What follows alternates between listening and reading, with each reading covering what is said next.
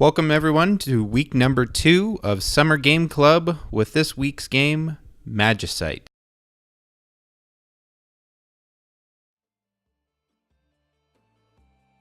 Alright everybody, welcome back to Game Club.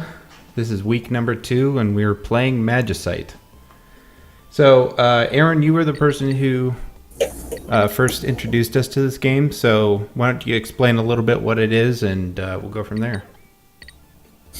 Well, Magicite is a game that is like an action game that is procedurally generated.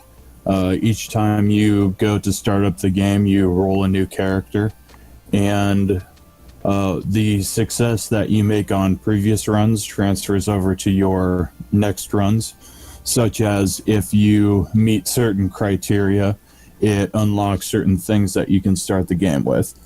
For example, there are a couple different races that you can start with, such as the Peon, the Noble, the Orclops, the Dwelf, Crusader, so on and so forth. And the characters that you start with kind of determine the way you're going to play the game, because of their particular strengths and weaknesses. So you can cater each run from the very get-go to play in a particular style that you're comfortable with. So that's why one of the things I like the most about it. Although I guess you could say if you're playing games like Isaac or Rogue Legacy, things that are very comparable to this game, they all have about the same starting parameters, where, you know, you have almost randomly rolled stats and different characters you can select. But this one seems a lot more action-oriented in this 2D platformer way, and that's what I really like about it. Yeah, and it is a pretty good game, I have to say. What was your impression of it, Dan? Initially, I am not one for any kind of game that brutally punishes you at the start, and I felt like it was very much so doing that. The peon race that you start as, I think that's the first one, isn't it? Mm-hmm. Didn't really come with anything interesting other than HP +1 and an axe, so that was kind of tough right off the bat. And there's nothing to really tell you, and I think we discussed this a little bit during the week when we tried to do multiplayer, was there's no real tooltip to tell you what to do, but there's also nothing in the game that leads you to believe that you can combine things together in a way that makes sense in order to make things either. So as somebody that really had no idea what was going on, it was really brutal to get started on, and I didn't think I was going to like it at all. But as I got into it and I started playing more, got more things unlocked and figuring out how to make different things, I found that I did enjoy playing it, and it is kind of addicting too. I completely agree with that assessment. I didn't want to shit all over the game too much just to start.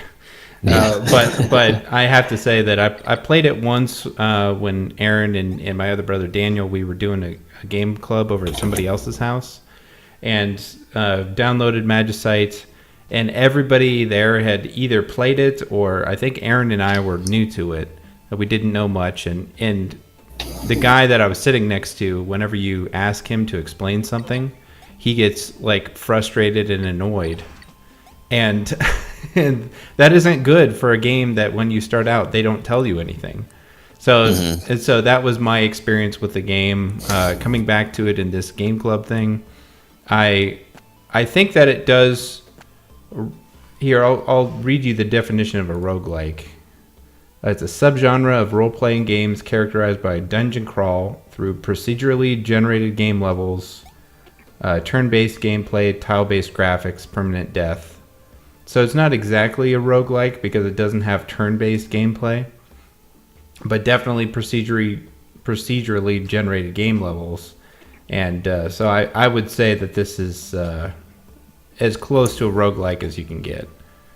Or maybe a roguelite. I'm not sure what that definition is, but I don't think the crafting's intuitive. I don't think, even just right off the bat, I didn't know that you could change race until like a couple days ago whenever we played together.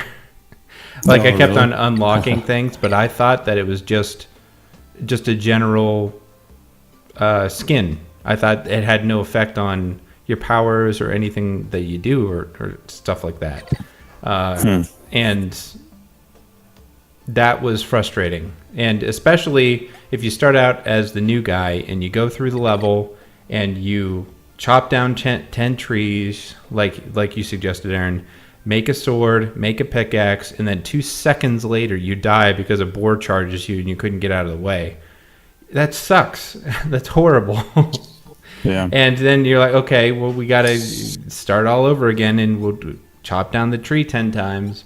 And I can't tell you how many times I just chopped down a tree over and over and over. And I was definitely ready to put down the game.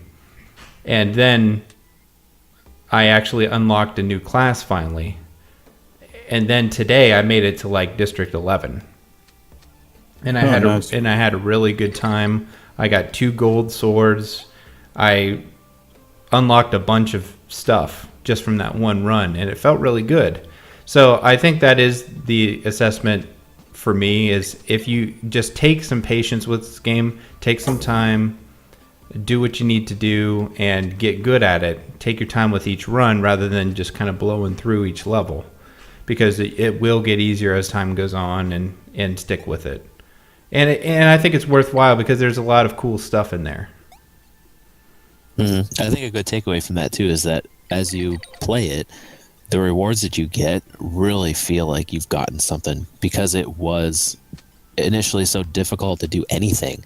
Yeah. Coming from somebody that I always am doing stuff with a controller, any chance that I can, even on Steam, on my PC, I'm playing a game with a controller.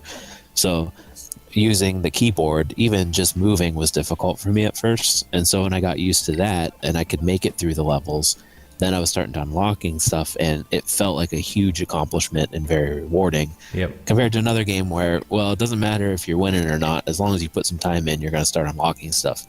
Like this really felt like you had to be skilled at what you were doing, and it was. Yeah, you definitely earned it. Mm-hmm. Absolutely. Yeah. There's one race that I unlocked. It's called the Bandicoot. Its unlock is 50% unlock chance after visiting the crater biome.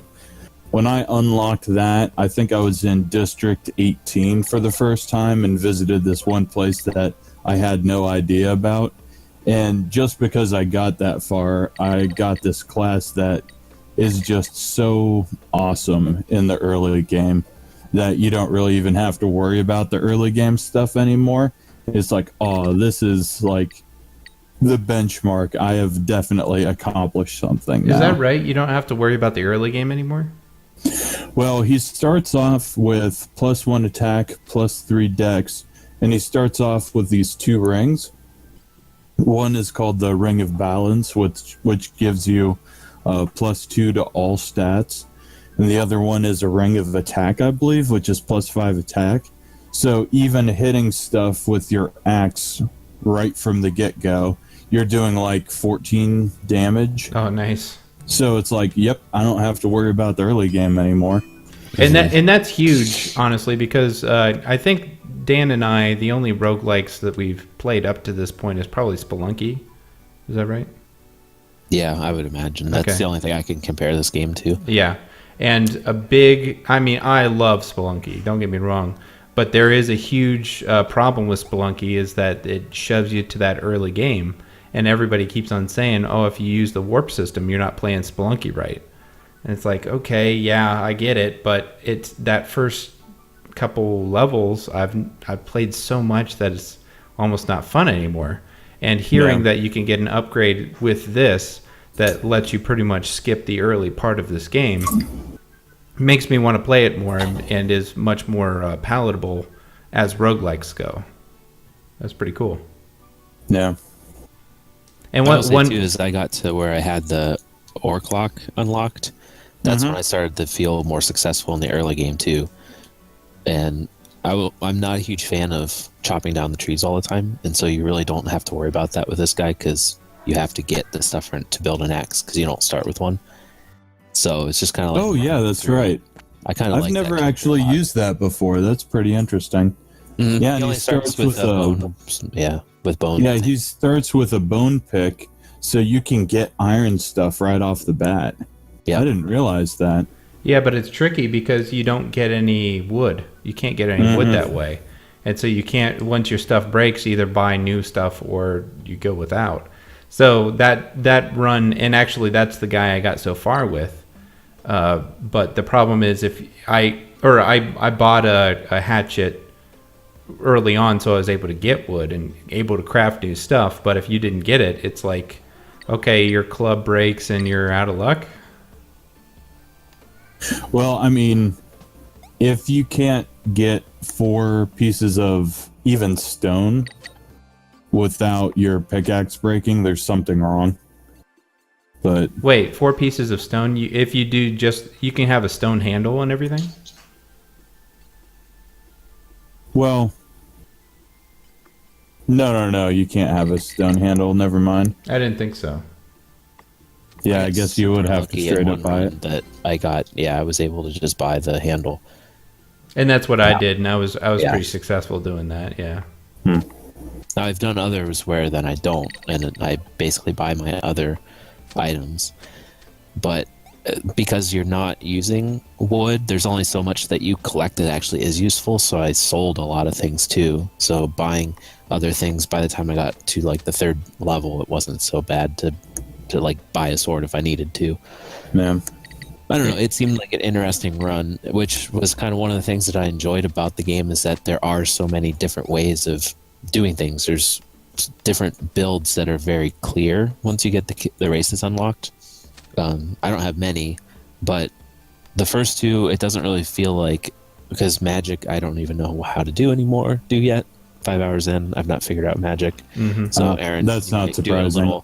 I did a little spiel about that, would be appreciated. But Yep. the Orc Lock says is more like a definite attack build, and you don't have to worry about farming too much. And then I have the Dwelf unlocked, which seems really strong too with a dexterity build. And it seems really clear that that's what those characters want you to do and how to play them.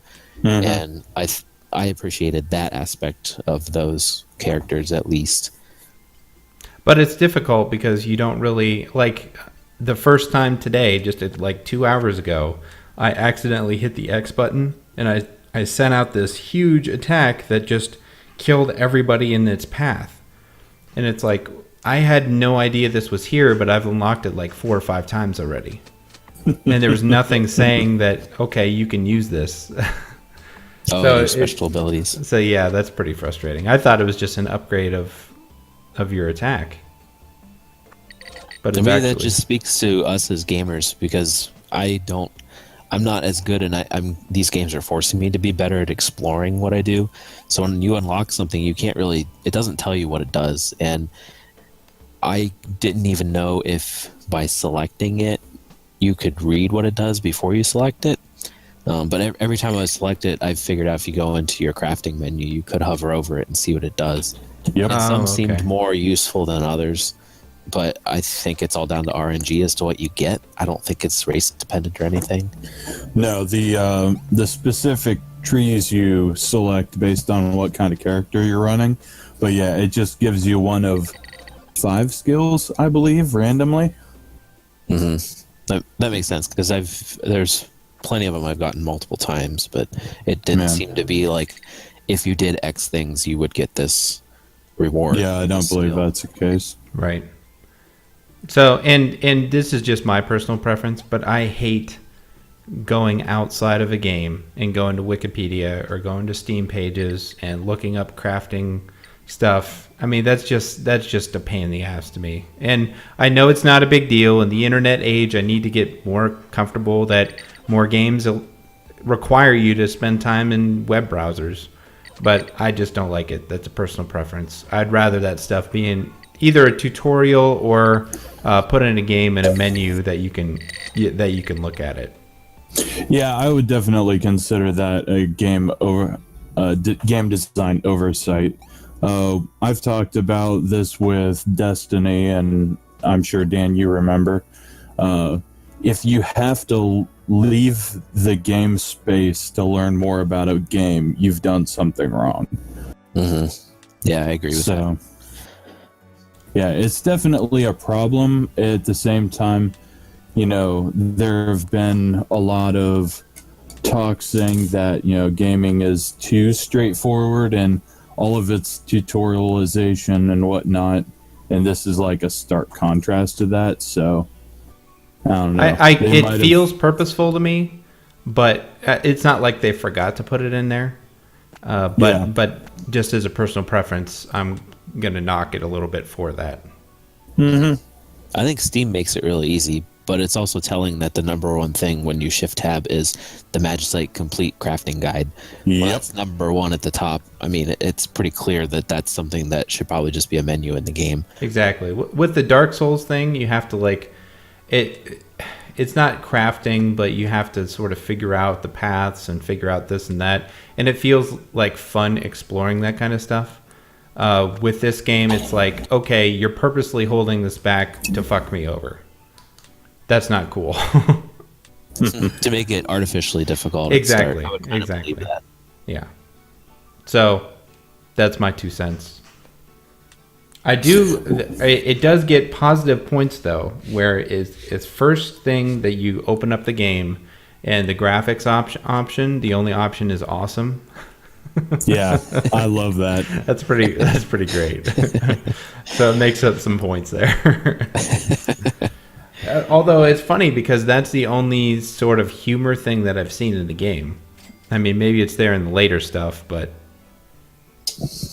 I mean, do the townspeople say anything funny? I think it's more like, come over here to smelt your iron and sell your items here. Actually, I have seen him say a couple things that were funny. One was like, what you selling? What you buying? Oh, really? Okay. With incorrect grammar and everything. It's like, Resident Evil 4. That's right. And there was something else, I can't remember it off the top of my head, but was definitely something like, this is just something you would know if you played other games. Right. So, well, that's good. It has a little bit of levity there, and it's going for a sense of humor. I kind of like that. Mm-hmm. One thing I am a little disappointed about in the overall system, the hats and the hat unlocks, I think they're all great about, getting a 20% unlocked after doing this and this and this. And the races, about half of them have a pretty decent unlock ability, but some of them are nuts. Like, for example, the one hat, the Overworld Crown, 100% unlock chance after beating the game without taking any damage. It's like, are you kidding me right now? Without taking damage. Yeah. I'm looking at those right now, too. They're kind of... and that one... using a cheat code. Like, seriously? There's cheat codes? Press the L key in game. I think that was something they meant to do that's humorous, but like a couple of these is 20% on the races, 20% unlock chance after beating the game, 100% unlock chance after beating the game in under an hour, 100% unlock chance after beating the game by only killing one enemy. Jeez. It's like, let's see, 100% unlock chance after beating the game without using an HP potion, 100% unlock chance after beating the game without crafting anything. It's like, how on earth are you supposed to get these things? Yeah, and it's see, like, those unlocks are supposed to be, or in traditional games, are supposed to say, hey, these little perks are going to be dangling out there for you, and this will make you want to play the game more. That just makes me say over and over, it's like, okay, as soon as I beat this game once, I'm done. Well, here's the thing about that. According to Steam, I have 47 hours in Magicite. I haven't even come close to beating it once. Right. And that's a little discouraging. 20 about 5 times, and I instantly die every time I get there.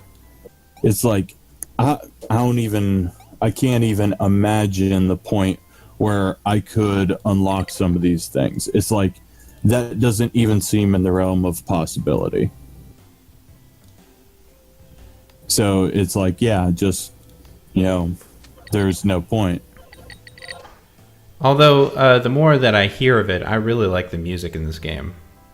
Oh, the music is awesome. It's one of the best things. Which, thank goodness, because you spend, especially as a beginning player, an awful lot of time in that first spot. Yes, you do. If yes, it wasn't you do. at least a little catchy, it would get real annoying in a hurry. Yeah. Yeah. So Actually, I'm going to look. I wonder if the soundtrack is actually part of the files that you get with the game. I don't think it is. Let's see. Magicite data.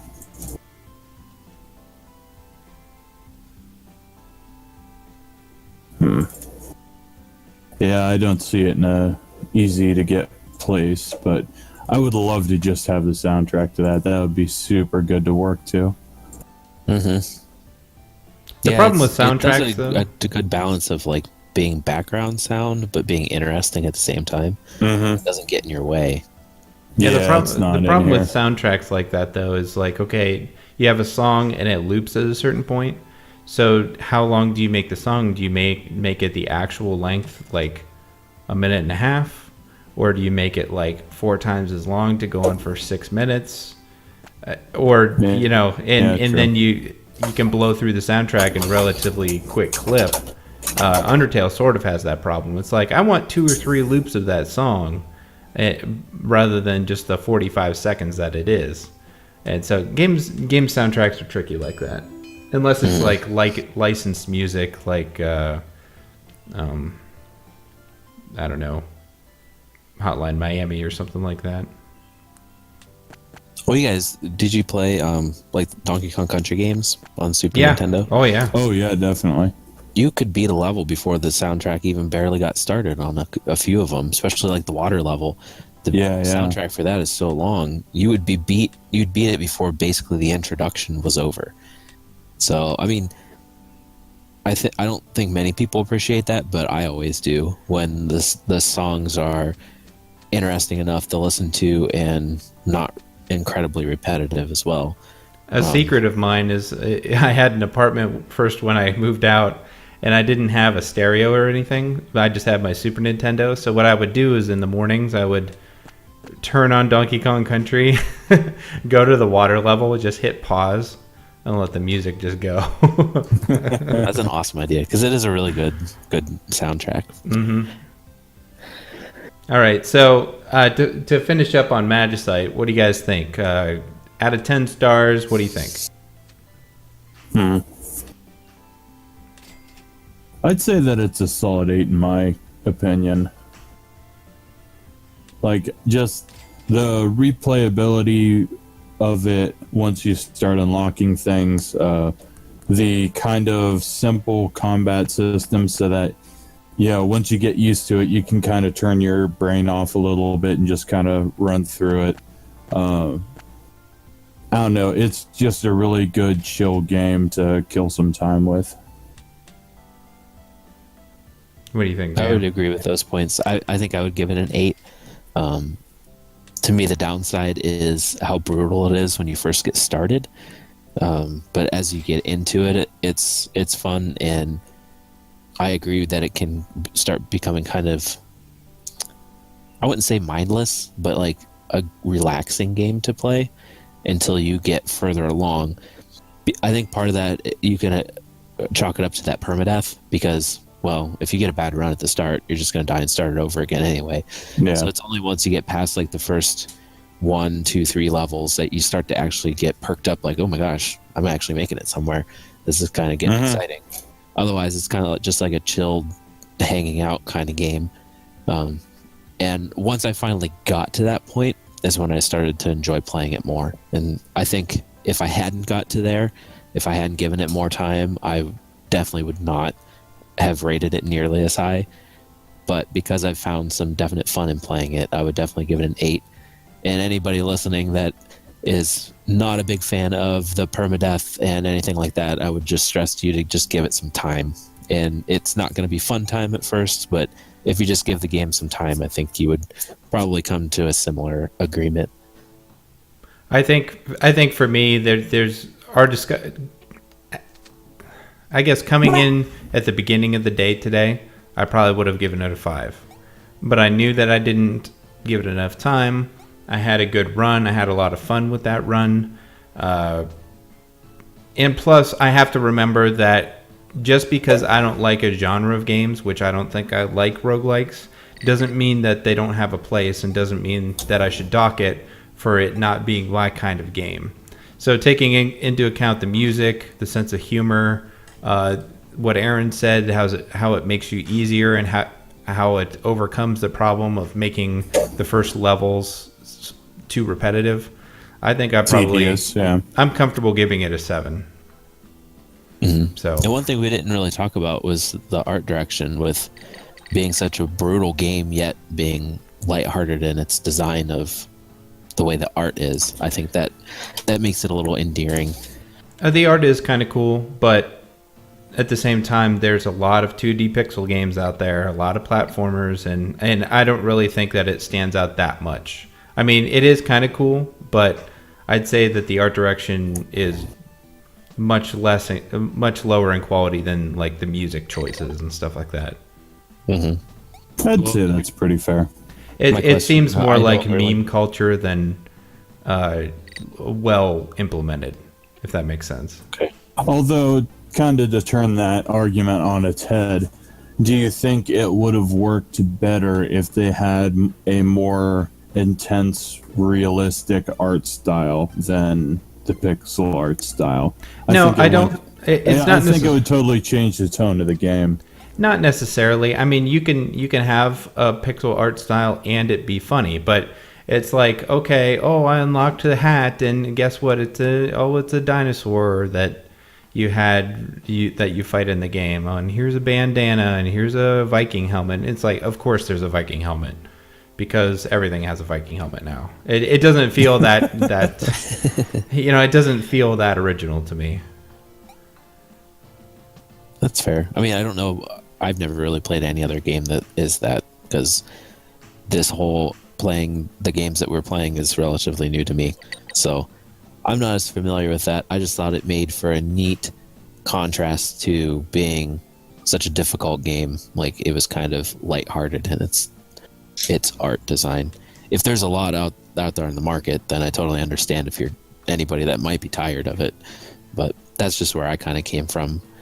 Even looking through on my Steam store, I don't really have any of the games that I have that are of a similar art style. I've not played them yet, so okay. So that's where I came from on that. But overall, I mean, you guys gave it 8 and I gave it a 7, so I'd say that's a pretty strong Magicite showing for the most part. Yeah, I'd say so. And I'm coming at this like I give an average game a 5. I don't subscribe to everything gets an 8, and if it wows me, it gets a 9, and if it falls short, it gets a 7. I'm starting out almost like at a 5 or a 4, and you really need to work its way up. I like the way that you tried to qualify it last time with me, is that whenever I didn't play Child of Light, but my interest level in it, it's like, well, if 5 is it's in my Steam library, I may or may not play it, where 6 I might play it, and 4 I probably won't. It's like having that 5 is just, okay, I have it, now what? Seems like a pretty good indicator of that scale. Yeah, well, and 2, I have to remember that Magicite isn't in my wheelhouse, but the people who like roguelites, I think this one is a very good one of those. Oh yeah, definitely.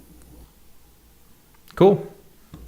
Oh, by the way, I did find the Magicite soundtrack on Bandcamp. It actually took quite a bit to find, but you can buy it for $3 apparently. Oh, that's not bad. So I'm gonna have to check these to make sure they're actually it. But yeah, $3 for the soundtrack, it seems like. Cool. All right. Well, next week we have Guacamelee. I have this on Xbox Live for free. I think you said that you did too, Dan. Is that right? Yeah. Okay. It was a free download for me. All right. And did you get that, Aaron, or no? Yeah, I bought it on Steam. Okay. All right. So we all have it. Initial impressions. I don't know if it's for me, but we'll see how it's a very fun game to watch. I've watched it through completely before. Okay. And I really liked it, but now it's time to try it. Yep, exactly. So we'll catch you again next week with Guacamelee, and have a good week, everybody. All right, see ya. See you later.